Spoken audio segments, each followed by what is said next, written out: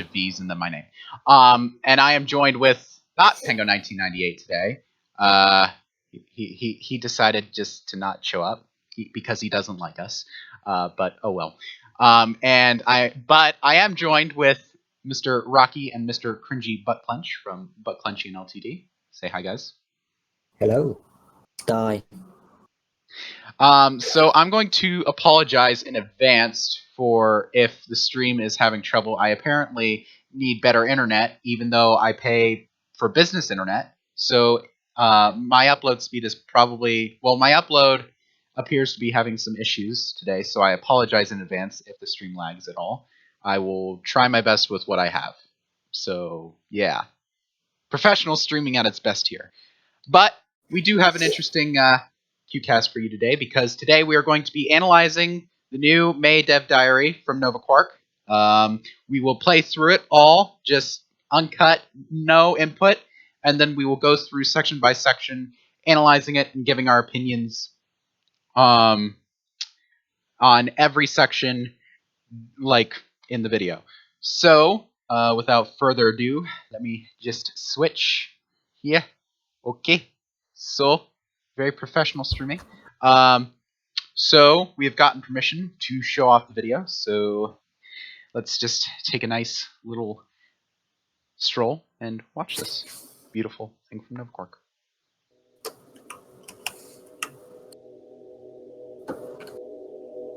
Hi guys, this is Jesse. Welcome to our May Dual Universe Update Diary. It's been a very busy month as we get closer and closer to the alpha, and you'll start to notice that we will present less new features and focus more on polishing the existing gameplay. Actually, we have already started what is called playtests, where we work with a third-party company to help us get fresh feedback about the state of the game at regular intervals and iterate on fixing bugs and improving the user experience. For this reason, also, we decided that it's too soon to go back to E3 this year, even if we would have loved to. Don't worry, however, we'll be at Gamescom and PAX West with early preview of the alpha, so stay tuned for further news, and we hope to see you there if you plan to attend. Okay, now let's get to the Dev Diary. We kept working on the interplanetary flight gameplay. Here I'm going to show you how we get from the moon back to Elliot. As we take off, we will gain some speed quickly because there is no atmosphere to slow us down. Once you reach a fast enough velocity, some visual stardust effects will now help you to assess the moving direction, and the trajectory monitor will appear as orange circles to help you predict the movement of your ship. It's actually not at all easy to drive in 0G, as I'm sure you're aware, and we have developed retro engines that can be used to generate artificial friction, which helps to align the ship movement with the ship front direction. Let's skip a bit ahead, but don't worry, we will release a full uncut sequence in a separate video soon. Now we are at the point where we enter Alioth's atmosphere. At this speed, the air friction is intense, and we have added some new cool special effects to show the heating, as you can see.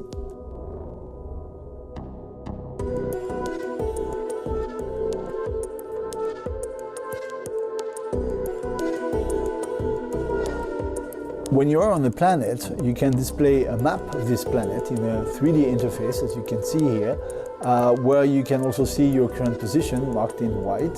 And if I'm zooming in, you can see that there are some territory tiles appearing on the map. So there are many of them. And I can select any of those tiles, as I do here, and you will see on the left some information about that tile. You can also bookmark that particular tile, setting a name for it, like my home.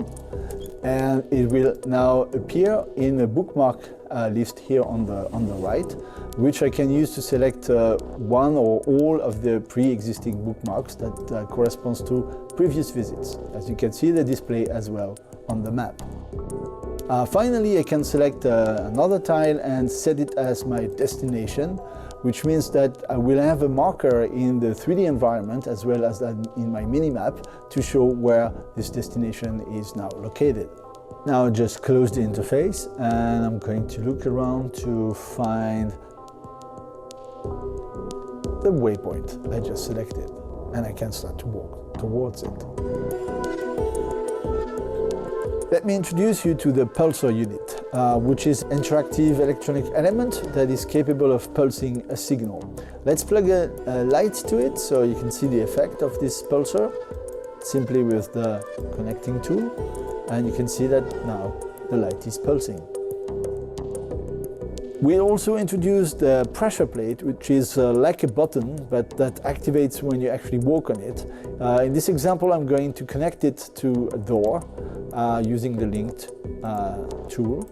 Here it is. And as soon as I'm actually walking on the plate, the door is going to open, so I can cross it. Opening doors and switching lights is just the beginning. We have developed many more components, logic gates, switches, and all sorts of interactive elements that we are going to demonstrate in a dedicated video soon. To conclude, as usual, our art team has been busy working on new assets and concept art. You can see some of them here.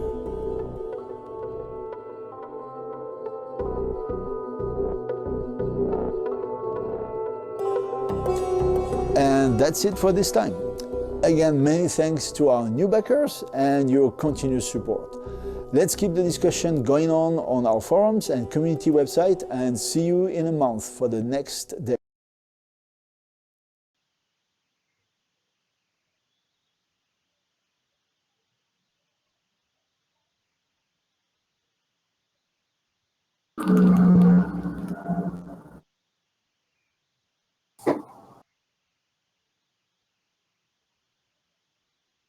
Okay. I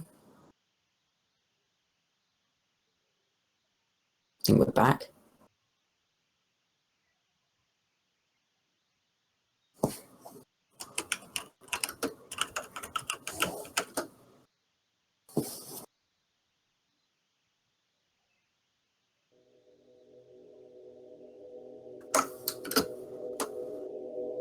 Hi guys, this is Jesse. Welcome to our Made Dual Universe update diary. It's been a very busy month as we get closer and closer to the alpha, and you'll start to notice that we will present less new features and focus more on polishing the existing gameplay. Actually, we have already started what is called playtests, where we work with a third-party company to help us get fresh feedback about the state of the game at regular intervals and iterate on fixing bugs and improving the user experience. For this reason, also, we decided that it's too soon to go back to E3 this year, even if we would have loved to. Don't worry, however, we'll be at Gamescom and PAX West with early preview of the alpha, so stay tuned for further news, and we hope to see you there if you plan to attend. Okay, now let's get to the Dev Diary. Okay, so yeah, I learned that I'm a bit of an idiot today. I forgot that I had my microphone muted on my Mix app, so I apologize for my unprofessional streaming. For fuck's sake. You know, I try my best. I try. I apologize. Yep. Anyways, so let's start with the analysis. The first part we have here, we have our Lord and Savior, JC Bailly, giving his original overview of things that are going on, and basically he discusses that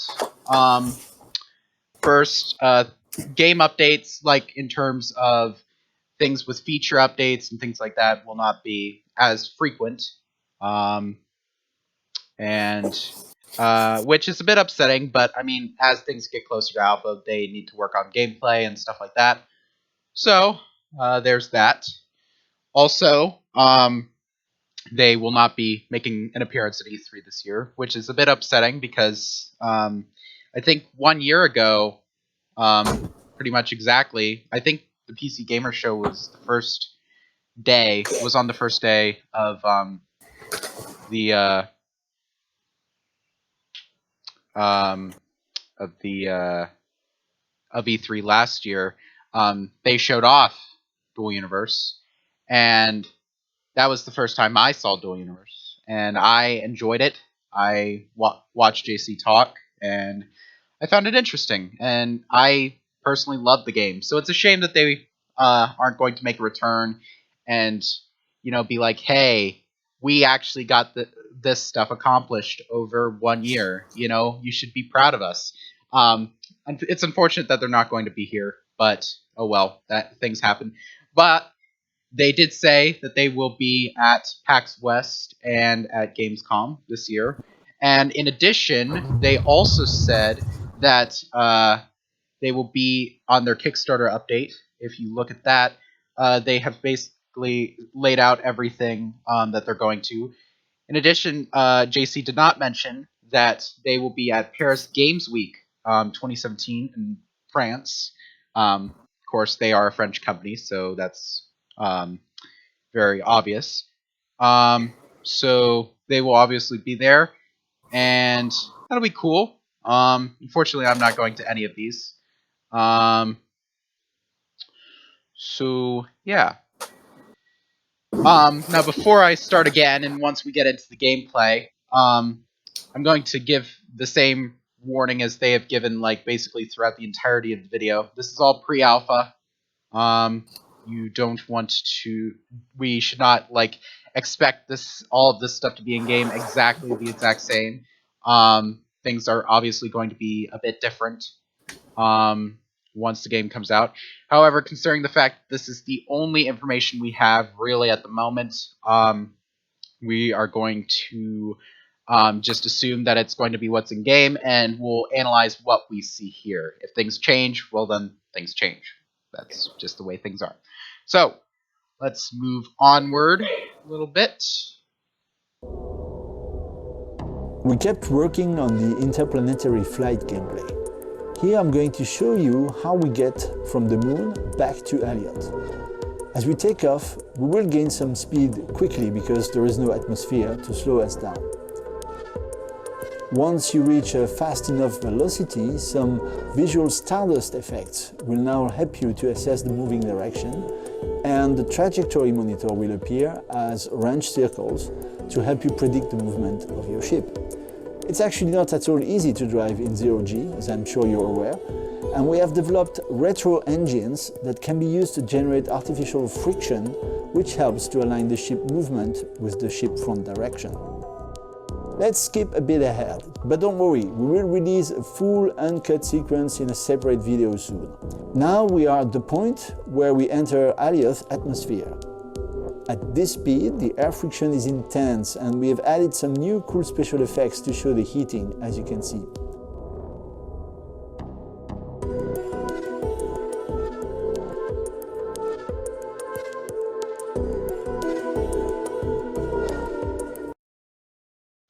Okay, so during this part, they discuss more things about the way space physics are working and everything like that, and we get some things showing off how space travel is going to be made a bit easier with trajectory paths and things like that in the DevDiary.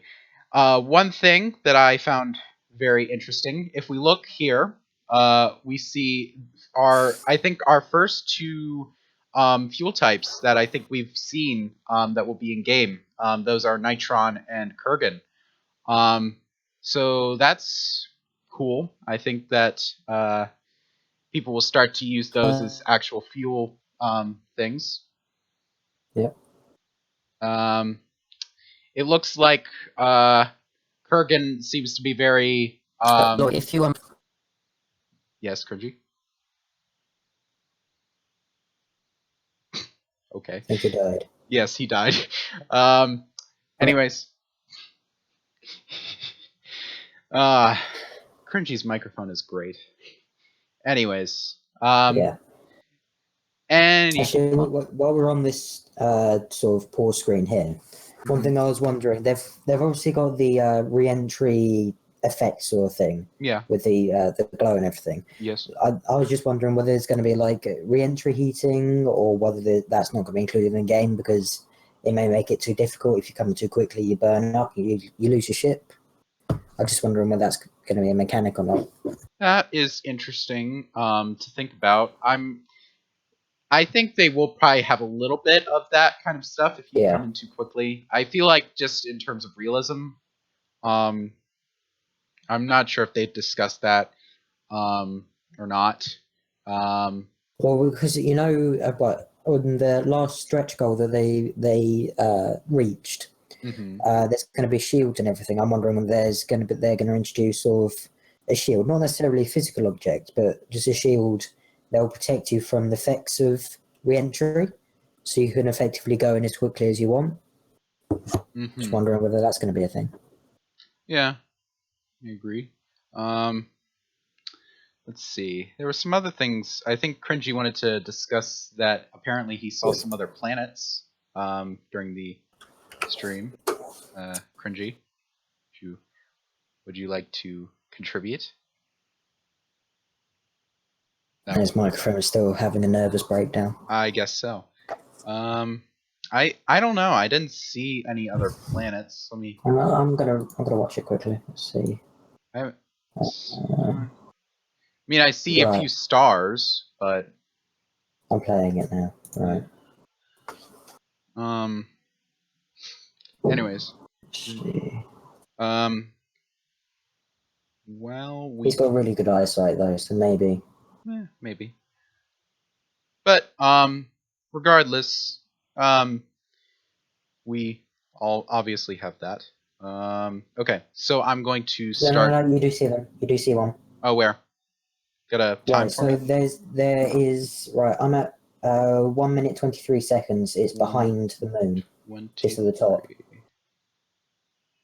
You mean that blue part? Yeah. Oh, yeah. I'm not sure.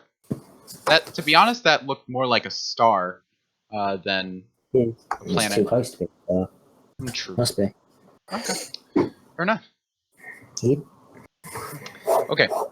Anywho, now let me move on with the second portion of our very professional analysis. We totally aren't screwing this up at all. We're totally professional. We're good. All right. When you are on a planet, you can display a map of this planet in a 3D interface, as you can see here, where you can also see your current position marked in white.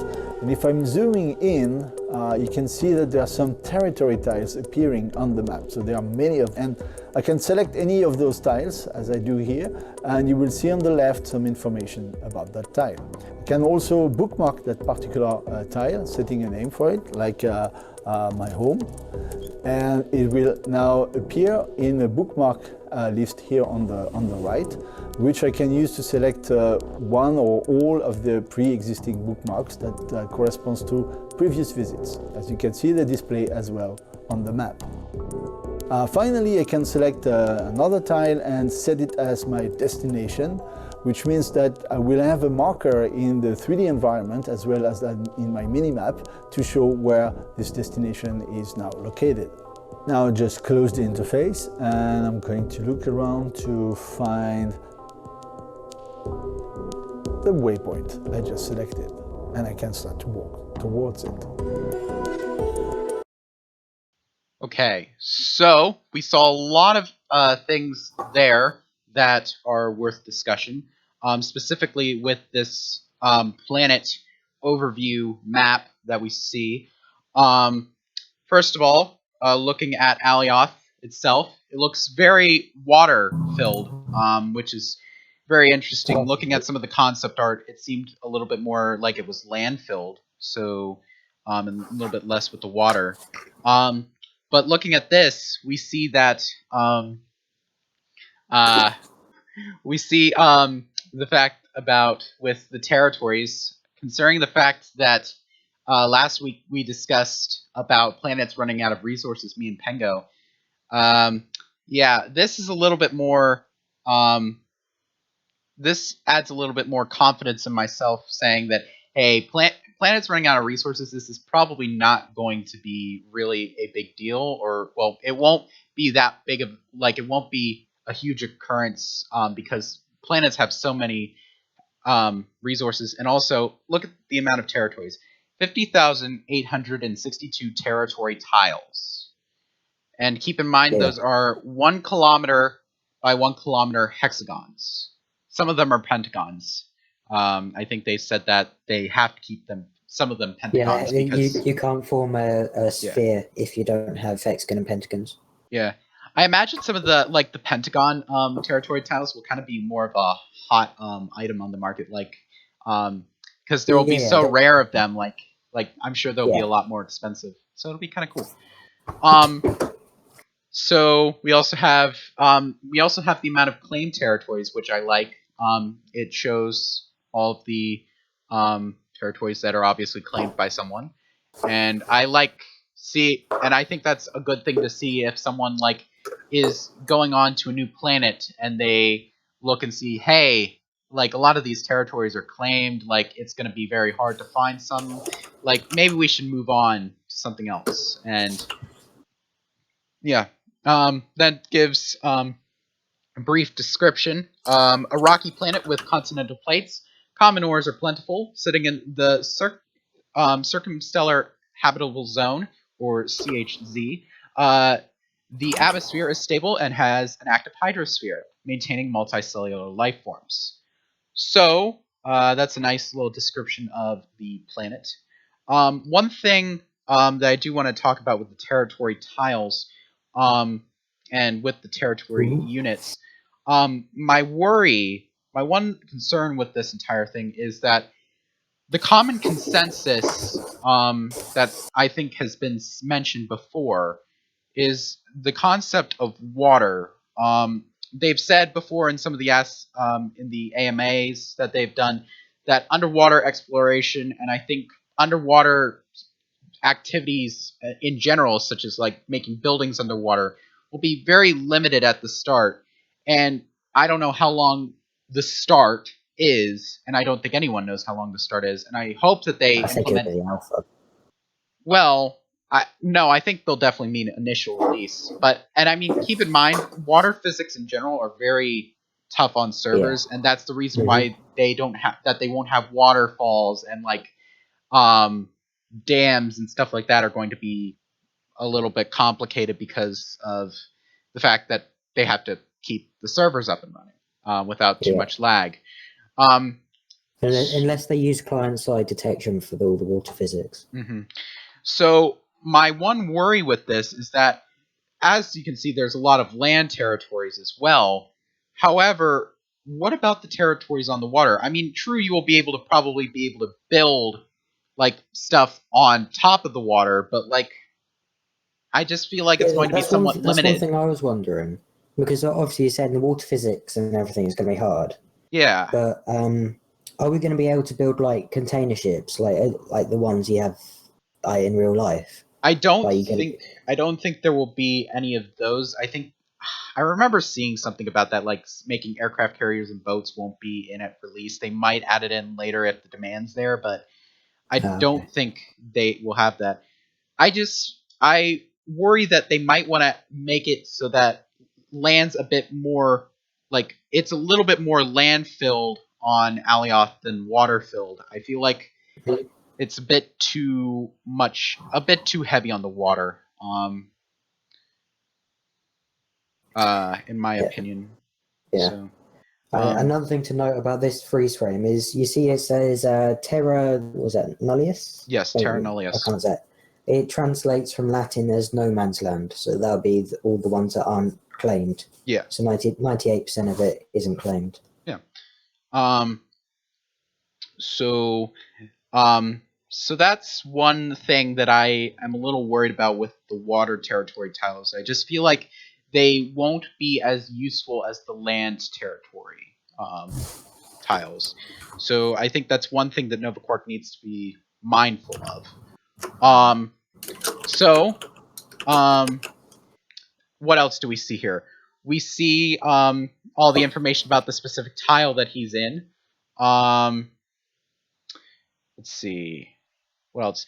I like a lot of the freedom that they give in this like map area. Like you can copy the coordinates, so like if you'd want to, I don't know, send them like in places, like send them to, I don't know, say a person via a message or something like that. That's nice. You can bookmark the location. You can set it as a destination. You can center the map, which I feel is very nice. Having a button to automatically just center it on that specific coordinate. That's nice, I feel like. And then your current location. Over on the side, we see a list for constructs and bookmarks that he has. We have the fuel depot, JC's base, JC's demo ship, hoverbike, and Delta 7 X-Wing. If he's talking about an X-Wing from Star Wars, I feel like that's kind of humorous, and I'd actually be interested to see if there's if they made an X-Wing in the in Dual Universe. I feel like that'd be kind of cool. Mm-hmm. And then on the bookmarks, Deep Mine 7, Mountain Summit, Iron Posit, and My Place. So we also see at the top, it looks like that A to Z. I'm guessing that's a sorting thing, just sorted in alphabetical. Maybe they will add in different ways to sort it, like distance from your like character. Yeah. One thing I'd also like to see is maybe like a search feature next to that, so like you can type in the keywords, because I'm guessing some of those lists will probably get pretty long. Yeah. So I feel like that would kind of be maybe helpful. the search box would only appear after the list is long enough. Once it reaches a certain point. Yeah. Then maybe it would appear. Mm-hmm. What else do we see? We also see at the bottom, on the bottom left, something with channels. I'm guessing that might be a chat. I think that's the chat. Yeah. Yeah, that's a chat. One thing that I'm going to be, one thing that I wanted to think about, well, that I thought about when I saw that is, will we only be able to see the chat inside this map screen, or will there be a, like a visual chat, like somewhere around the side of your screen, obviously, or will it be like, or will you be able to select what you want? Like, will it only be able to be viewed in here? Will you be able to see a chat? Will you not be able to see a chat? Like, will you like? Well, one will thing it give I'd you like options? to see is, you got sort of, I think it was the February dev update. They showed the animation for the sort of the UI coming out of the arm. Yeah. Mm-hmm. Yeah, I'd like to see like a message interface in that. So to view your messages, you have to open up that. But like on Discord or Skype, you get a notification sound. Yeah. So you get a notification sound when you get a message, and you have to open up that to view the message. I think that'd kind of be cool in a way. Yeah. So, again, same with the same thing as I was saying with, will you get options like to see the chat like outside of this map area? Will you also get an option to chat outside of the, because you see there's obviously a chat bar down there.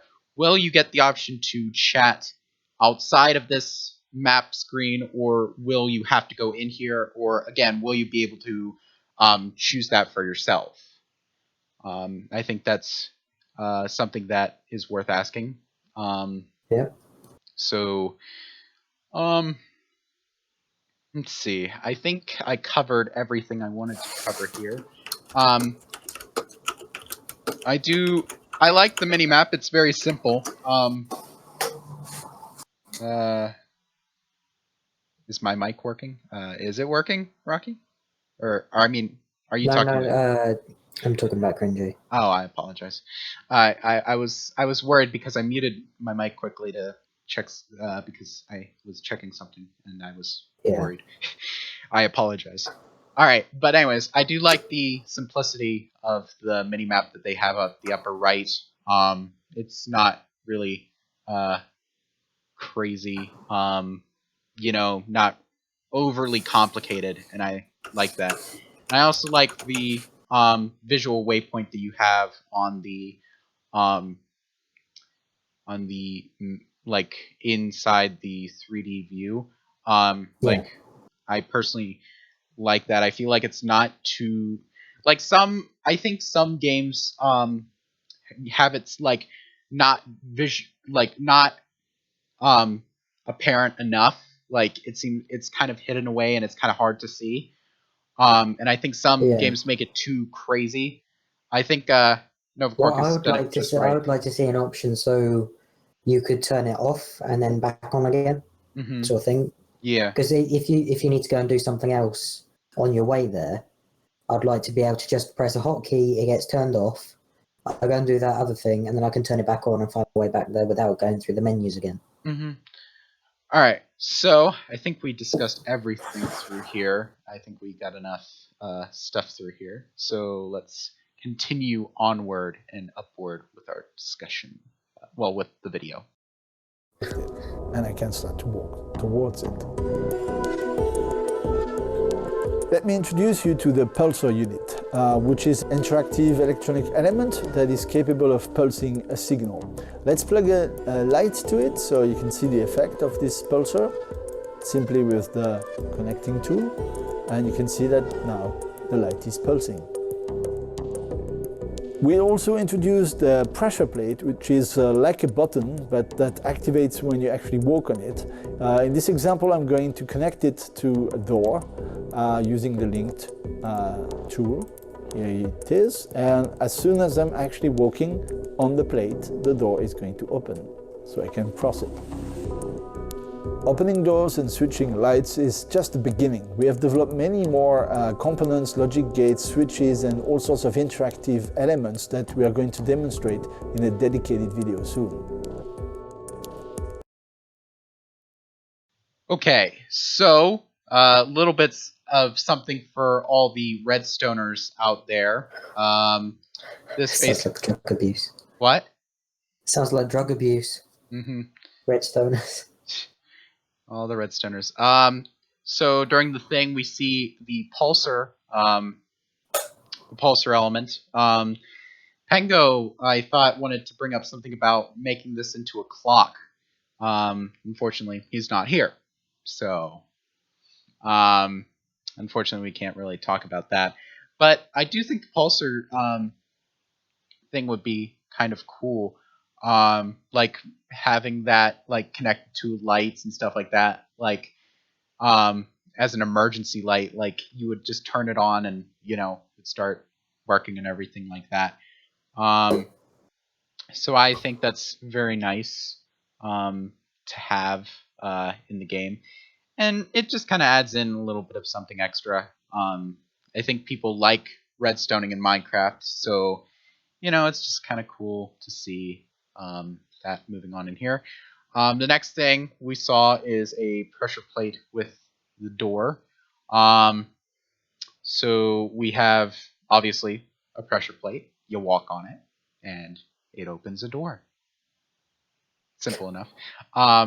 One thing that me and Rocky both caught on to was in... Let me try and find an actual... Here. Oh, wait, whoops. I apologize. Once I placed it down, it shows it quite well. Yeah. It looks a bit uneven. Rocky was very upset with that about his OCD and saying it should be even. It looks about 2.75 meters. Whereas I think it should be 3 meters. I would prefer to have it a little bit wider. Yeah. Actually, does the door look on its side to you, actually? Maybe. Like it's been rotated 90 degrees? Yeah, it looks so like... maybe when it's orientated the other way, it is. It looks like this is the top. That's weird. Yeah. Funny that you brought that up. I didn't realize that. I don't know. Maybe... Well, I know you'll be able to rotate the stuff and just... Yeah. Hold on, let me see. Yeah, that would be a full 3 meters, because on the grid you can see it would be a full 3 meters. So, yeah. 3 meters wide, 2.7 tall. I can work with that a little bit better. I don't know.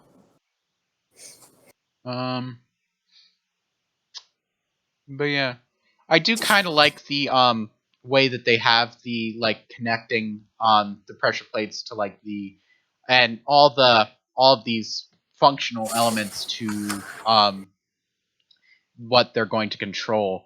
I feel like it's a lot simpler than what Minecraft did with having the redstone. You got to place it down specifically. Like you can just draw. It's a lot more simple with this. And I was not much of a redstoner in Minecraft, unfortunately. But maybe this will convince me to, do redstoning. Maybe just a little bit. So the next portions of it, we have all of the different functional elements. They said that they're going to do a video about these soon. So Pengo again brought up the fact that we have like he wasn't exactly sure what all of these were. I think the last DevDiary they did go through them all. No, they just went through the NOT and the NOR gates. And or yeah, not.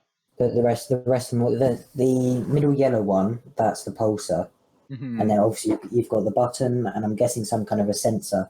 Yeah. On the right, but we don't know the pressure what plate the bar over here. or the other two red ones are. I'm not sure what they are. Okay.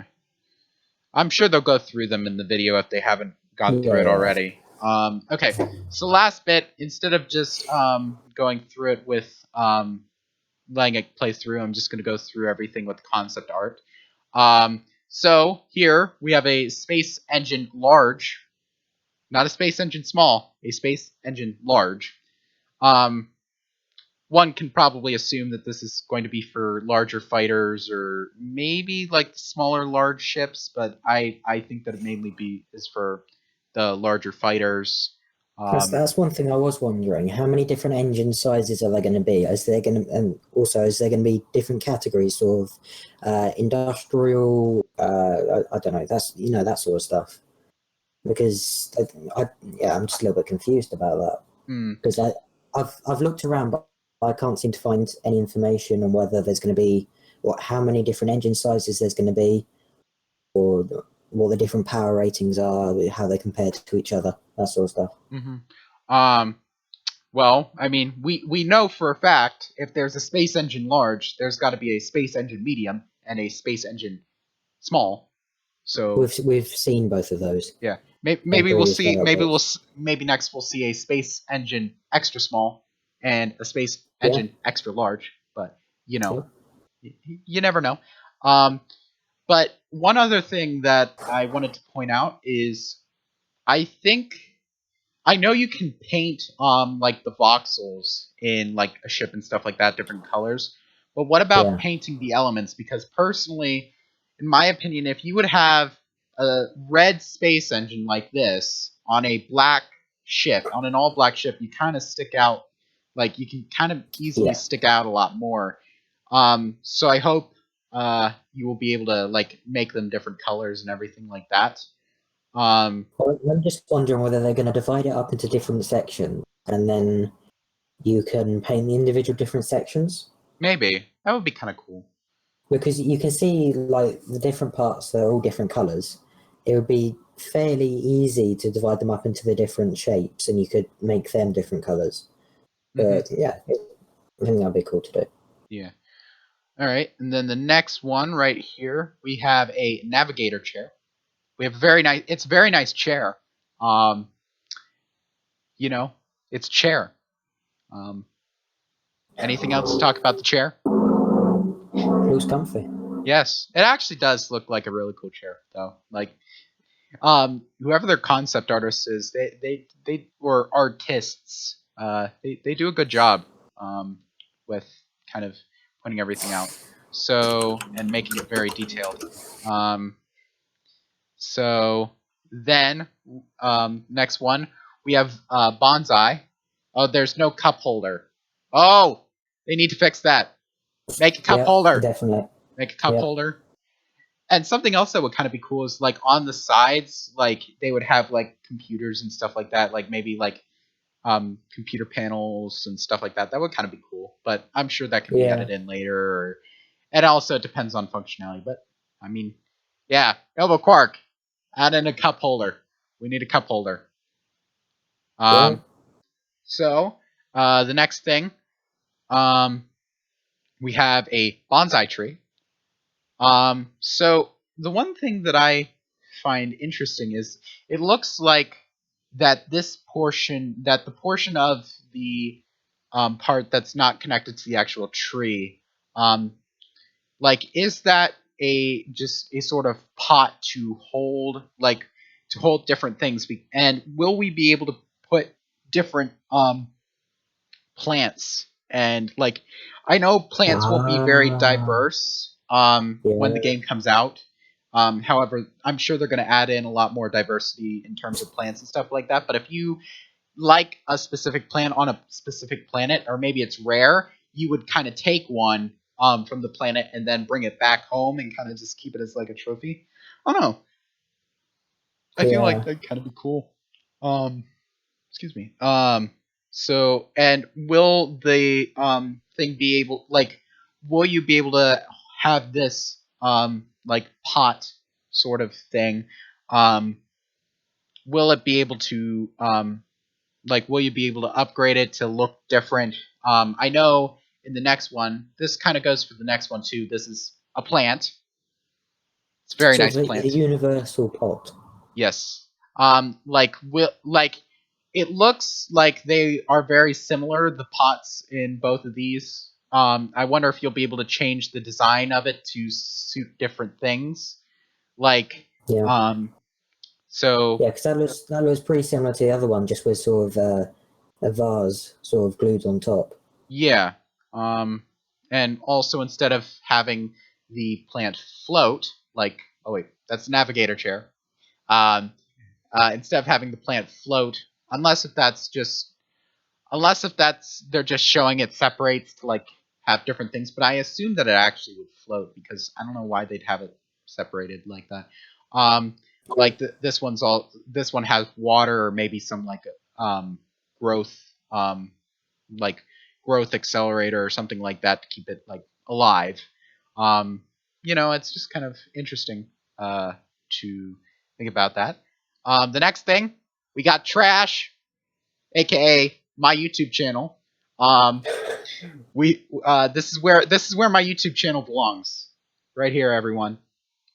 Great content. I was just wondering what's the actual purpose of this, because I was going to ask that too. They've said it at the beginning of the game. There's going to be no survival mechanics, so you're not going to be able to produce any waste of yourself from eating food and that sort of stuff. So is it just a decorative piece? In which case it's kind of useless, and I don't think it'll be particularly popular. Yeah, particularly popular. I mean, or will it have a use? Will it have a use? Maybe the trash can in some of the modded Minecraft things, where you can just put any item in there and it'll just get rid of it. Yeah, that's a possibility. But yeah, I don't know. That's something else. You would have thought that in this game they would add sort of maybe a recycler machine, so anything that that you no longer need or want, you throw it in there and makes it into something else. The base resources that you can then sell on or make into something else. Mm-hmm. I don't know. Just with the information that we've got at the moment, I don't see any purpose for it. Mm-hmm. We'll see. It's worth questioning. And then the next thing, the last thing, is the territory unit. It's more of a customized version of the territory unit than what we saw in the original DevDiary. In the original DevDiary when they showed it off, which I think was January. That sounds right. I think it was January. They showed off the territory unit, and it looks a lot more customized now, and I like it. Something I was wondering though is when you obviously it's going to be the world's going to be divided into hexagons and pentagons, yeah. Mm-hmm. Do you have to place a territory unit? Will it snap to the middle of it, or can you place it anywhere and then sort of build fortifications around it to stop people taking the territory? Yeah. That's what I was wondering. Yeah, to be honest, I kind of wanted to. Now that you mention it, like if you're able to put it anywhere in the territory, I think that would be a huge help to people strategically because you can place them all in different areas and like hide them as best as possible. And also, if you'll be able to put them underground, too, that's another question. I think you probably will more than likely be able to. I'm not sure if that was discussed. I'm sure it probably was. To be honest, I feel like that's a important question that I think that should have been addressed. So, or will it like automatically like snap to the center of the territory? Like, it must be put into the center and everything like that. So, I don't know. It's worth asking. What? Because if it does snap to the center, that could get quite annoying. Trying to just walking about trying to find the center. Yeah, I agree. All right. Well, I think that's about it. At the end, again, we get our picture of our we get another cutscene of our Lord and Savior J.C. Bailly discussing and being very thankful for all the backers and everything like that. At the end, they also have an end screen now, which looks very nice. Discussing, hey, subscribe to Dual Universe and watch everything like that. And yeah, I think it's what is your opinion on the DevDiary as a whole? Like this episode? Well, my opinion. Yeah, your opinion. I think they needed it, mainly because this, like No Man's Sky, is promising so much that we've never seen before. Mm-hmm. And after No Man's Sky, so many people are going to be really skeptical about games like this. So they needed a series like this, not only to keep like people up to date with what's going on, but also to prove they can do everything that they've promised to do. Yeah. Well, when talking about this DevDiary specifically, one thing that I did notice is that the smoothness of movement and the smoothness of of everything just seemed a lot more apparent, and I personally liked that. And I'm glad they finally fixed their issues because people were I think people were very concerned with the way it looked and the way how smooth. Especially that trailer that they showed where they were going from the planet to the space station and they sped it up. Mm-hmm. And everybody was claiming that wasn't in game and that it was all just one big animation. It wasn't going to happen. Yeah. And with the size of the space station, a lot of people were really skeptical whether you could actually build something that big. Mm-hmm. Yeah. I think we basically covered everything to discuss. Unfortunately, I have not gone through the comments yet. It looks like people are really excited about. People were saying they're excited about the game's going to be coming out in September. Mm-hmm. And it also mixed with like people they're disappointed they're not going to be at E3 and that sort of stuff. Yeah, I'm going to read through the comments probably tonight, and I like going through all the comments on the Dev Diaries and kind of just seeing what everyone says and everything like that. I always like doing that. But to be honest, I think I'm glad that they released the Dev Diary. People are really excited for the Dev Diary, and overall, I think this Dev Diary was good. I think personally, my opinion on the April one, I felt like it was a bit lacking. I feel like it was lacking features. I think this made up for it a lot, and I was really happy about it. So I'm glad that there's throughout the Dev Diaries, it's been really apparent that there's only 3 things they were really working on, and that was making the game improving the physics so that it runs smoother, including more UI elements and that sort of stuff. Like in the April one, we saw the placing the thrusters. There was a section on the UI that showed you the effects of it. So it's mainly been physics, the UI, and also the concept art and making the final assets for the game. Yeah.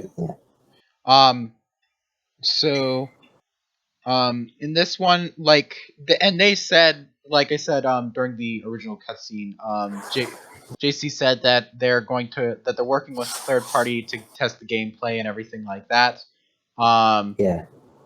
So that's unfortunately, gameplay updates won't be as common now with the next 2 or 3 dev diaries waiting towards alpha.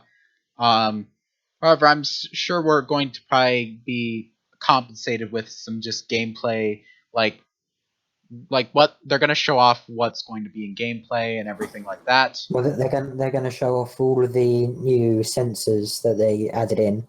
That's going to be a separate video, yeah. And they're also going to show the interplanetary flights that's uncut. Yes. Just so they can prove that they've done it, because in the April dev update they said people were really worried about that. They're like, all they said was just trust us, which after No Man's Sky nobody does. Yeah. I like Xerfi in the chat. He's like, they should just let us test it like now. And I'm like, and I agree. I feel like I wish we could get in and test it now. I would play it right now. I would too. I think most people would play it right now. And it's a bit of a shame that they're waiting until September. I feel like they have enough playable stuff. I know they want to add in more gameplay, and I completely understand that. I think they could release what they've got, or maybe a little bit of a dumbed down version they've got, as just sort of a tech demo to all the people they've pledged and backed so far. No, true. And I mean, they're gonna have and they've showed off this isn't like, it's not like they haven't done that before. Like, they did an open door thing in Paris last year in October, November, I think, where they invited like 50 people to go in. And then, of course, during all the gaming conventions they were at, they had live demos and everything like that. So I found that, and he even said that during Gamescom and PAX, and I'm assuming Paris Gamer Week, or Paris Games Week, sorry, that they're going to have live demos there too. So that'll be awesome to see, and I'll be happy to see that and everything like that. What else? I think that's about it. In chat, Tito put player feedback would help a lot more. Yeah, I agree. I think that's true, because the third party company, while some people that are testing it may actually be like us that are going to be part of the player base, but at the end of the day, they're a third party company, and the players will give them feedback, and at the end of the day, players are the ones that are going to be consuming the product that they make. So testing it with the players, I think, would make more sense than with the third-party company. I'd be interested to see what third-party company is actually testing it. Yes. And learn more about them and why, and how they selected them, why they selected them over that, and everything like that, just to see stuff like that. I think that's about it. This, as much as I wanted this stream to go well, unfortunately, it didn't go as well as I'd hoped. Of course, me being an idiot and not unmuting my microphone after the trailer, and just unmuting you guys and just having nothing. That was great. And then having Cringey just having his microphone completely screw up. Yeah, his microphone had a seizure. Yeah, and then his internet is apparently gone to crap too. And then Pengo not showing up because he's helping out his mom because his mom needs help. I forget what he needed. Turns out the third party is Ubisoft. That would be, oh my, devastating.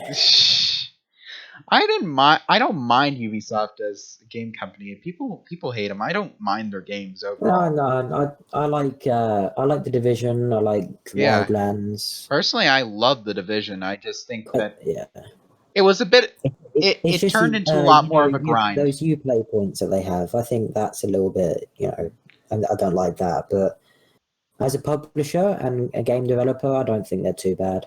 Yeah, and I think they let the Assassin's Creed series go on a little bit too long. I think they should have killed that off after the first 5. Mm-hmm. And I mean, keep in mind that why can't why can't I think of his name? Like the producer of Dual Universe. I know his first name's Alex. I can't remember his last name, and I know what his last name is. I just don't want to screw it up because I know I will. Knowing my luck, I will, and I don't want to screw it up. And I think he also has a gamer tag, but I don't know it either. So, but he worked at Ubisoft before he came to Nova Quark. And they said that during the Kickstarter video, he worked on Ghost Recon and Watch Dogs. Why can't I think of his name? I could pull up a video and show you guys, but I'm not gonna waste time. But anyways, I think that's about it. I think we kind of went over everything. Everything that's in the game that we saw, and everything like that. We probably overanalyzed a lot of the things, but I feel like at least we didn't go in and try and zoom in on his bookshelf and try and figure out what he's reading and what that sphere is right there, or anything, or the red couch, and see if it has a secret meaning or anything like that. At least we didn't go that full conspiracy theorist. But I mean, we probably did overanalyze quite a bit. But oh well, I'm gonna take. No, we were just ideas that came into our head and questions we had about what was presented. Mm-hmm. Yeah. I don't think we overanalyzed it. I think we just analyzed it. Yeah. We analyzed it, but I'm sure some of the stuff is kind of I feel like a lot of this stuff has been brought up before. It's just not really. It's not new, to be honest. Some of the things I know have been brought up before. And I just kind of knew I was going to talk about them, but stuff like that. So yeah, I think that's about it. Excuse me. Thank you everyone for watching. I should edit this host list so it doesn't show Pengo and Cringey. So it doesn't show Pengo's name because he wasn't here. But oh well. But yeah, thank you everyone for watching and sticking with us through our challenges of my internet trying to screw itself at the beginning. I was able to fix that though while we were watching the video, because I was being dumb, and also sticking through me being dumb and not unmuting my microphone because I'm dumb, and also sticking through Cringey just fucking choking on his microphone because it was great. But yeah, I think that's about it. Make sure you like and subscribe to us. It helps us get our content out there. I was almost gonna say our channel out there, content channel, same thing. It'll help us get our content out of the trash can. Wait, hold on. Where's the trash can? Hold on. I'm gonna find the trash can again. Out of here. Concept art trash can. Yeah, concept art. It'll help us get our content out of concept art trash can right here and into actual good mediocre zone. Okay. Into Anyways, a real trash can. Into a real trash can. Yeah. But anyways, like I said, thank you all for watching. Make all of our links and all of Cringey's and Rocky's links are in the description below. Follow all of them. Follow us. I have to remove Pengo's links too. He doesn't deserve a link if he hasn't been here. Fuck him. He doesn't deserve it. All right. He didn't make the effort. Yep. Also, the links to the DevDiary, in case you've been living under a rock and haven't seen it up until today, is in the description, and also the Kickstarter update is also there. So, yeah, I think that's about it. Thank you all for watching again, and yeah, we will see you either this week if you watch our GTA streams. Gun Running is coming out, the new DLC for GTA, so we're going to be milking the fuck out of that because we need pity views. And yeah, thank you all for watching. Bye.